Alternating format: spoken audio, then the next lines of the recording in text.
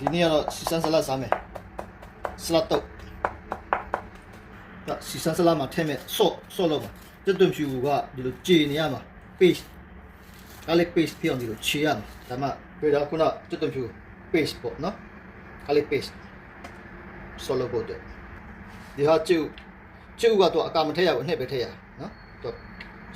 ဆော့မှာကျုပ်နှစ်ပဲသုံးရတာကျုပ်နှစ်ကကိုအစင်မျိုးထည့်လို့ရတယ်ပေါ့နော်ကိုရဲ့ဆော့ပေါ်မှာမူတည်ပြီးတော့မှကျွန်တော်ကကျုပ်တေးလေး၃လုံးထည့်လိုက်ပါတယ်တော့တံပြိုတီးကျွန်တော်သုံးထားတယ်တံပြိုတီးမရှိလို့ရှိရင်တံပြာတီးသုံးလို့ရကျွန်တော်2စိတ်လောက်သုံးတယ်ပေါ့တံပြိုတီးဒါမယိုနီကျွန်တော်အန်ချိုဗီ paste မရှိလို့မယိုနီပဲသုံးလိုက်တယ်မယိုနီကိုကျွန်တော်ကနှစုံတက်ထားပါတယ်အဲ့တော့ပါမဆန်ချီတော့မဟုတ်ကြိတ်ထားပြီးသားပါမဆန်ချီကိုတော့ဟိုတစုံကြော်လေးတော့ကျွန်တော်သုံးထားတယ်ဆော့ရိုက်ဖို့အတွက်ပြီးလို့ရှိရင်ငရုတ်ကောင်းလည်းထည့်ရတယ်စားတော့ထည့်ရမလို့ဘာလို့ဆိုတော့ပါမဆန်ချီကသူကငားနေတယ်ဆိုတော့သူကဆော့ကိုကြတော့သူကနည်းနည်းကြလေးမှွေပေးရသူအဓိကပြက်အောင်ထိမှွေပေးရစီကိုဖြည်းဖြည်းချင်းလောင်းထည့်ရ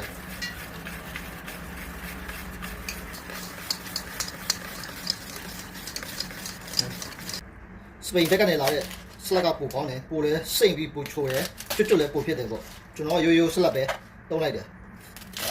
โอเคဆလတ်ထည့်မယ်နော်ဒါနေတော့တုံးထားတဲ့ဟီးထားတဲ့ဆလတ်ရည်စင်းအောင်တုပ်ရမယ်နော်ရေပါလို့ရှိရင်မကောင်းသူကအရသာနည်းနည်းလေးပြက်သွားတာရေပါလို့မရဘူးပေါ့နော်ပေါင်မို့ကျွန်တော်တို့ပေါင်မို့မကြော်လို့နည်းနည်းအလုပ်ရှုပ်လို့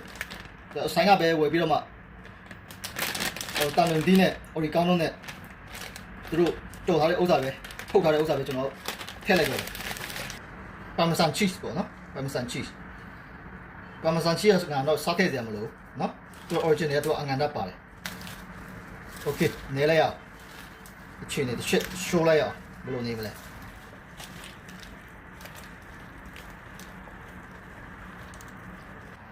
လို့ချင်းနေနေမြည်ကြည့်